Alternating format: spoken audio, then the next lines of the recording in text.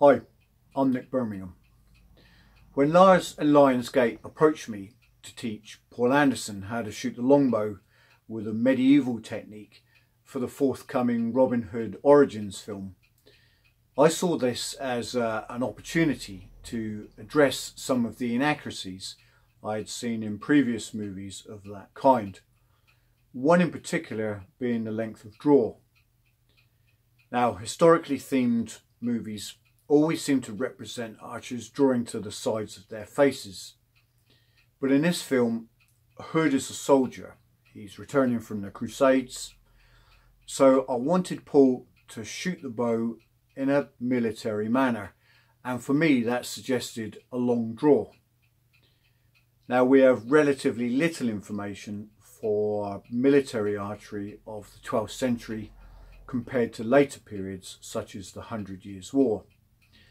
But from Cressy to Agincourt, we have numerous illuminated manuscripts showing archers drawing to their ear. A little later, Shakespeare has Richard III instructing his archers to draw their arrows to the head. We have arrow shafts from the Mary Rose with an average length of 30.5 inches. We have the archery laws of Henry VIII, instructing archers to keep a good length, i.e. to keep a long draw.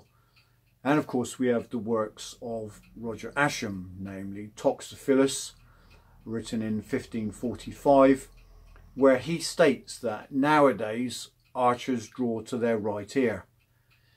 So it was clear to me that from at least 1300s, English archers in the military had a very long draw, and quite often that would have been to their ear. Now, for the 12th century, although their bows would typically have been shorter than the bows used in the 100 Years' War, and they probably drew those bows to their chests, I was aware that Lars was teaching both Paul and Taran to draw to the side of their face. So I didn't want to undo any of the good work that Lars had already done. So what I decided to do was to adapt the draw that Paul had already learned, but take it longer. Partly to differentiate medieval military archery from modern target archery, partly to address some of those inaccuracies I had seen on film before, and also, I suppose, to pay homage to the archers of the 14th and 15th centuries. I wanted, I guess, to see an archer on film just once portraying medieval military archery, which is one reason why I also instructed Paul to draw with 2 fingers.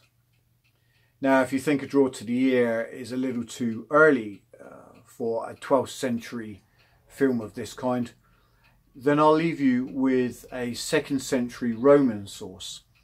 And he says that sometimes archers drew to the ear, sometimes they drew to the neck, and sometimes they drew to the chest. But out of all those techniques, the first, namely drawing to the ear, gave the strongest shot. Now, I haven't seen the film yet, so I don't know whether Paul was able to bring anything that I taught him to the final film. When I was teaching him, he was very keen to learn the correct technique, to learn what was right for the Middle Ages.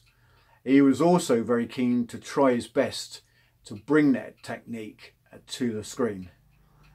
I hope he does.